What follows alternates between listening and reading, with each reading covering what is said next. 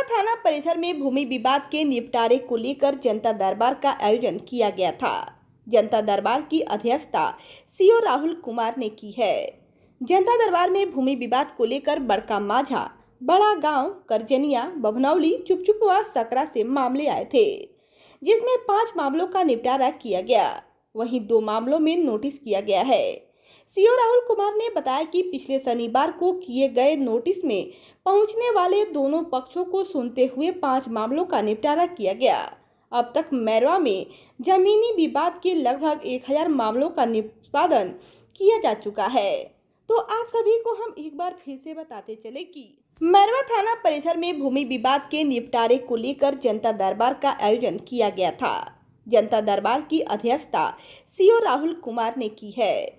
जनता दरबार में भूमि विवाद को लेकर बड़का माझा, बड़ा गांव, करजनिया, बभनौली, चुपचुपवा, सकरा से मामले आए थे, जिसमें 5 मामलों का निपटारा किया गया।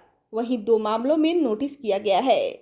सीओ राहुल कुमार ने बताया कि पिछले शनिवार को किए गए नोटिस में पहुंचने वाले दोनों पक्षों को सुनते हुए 5 मामलों का निपटारा किया गया।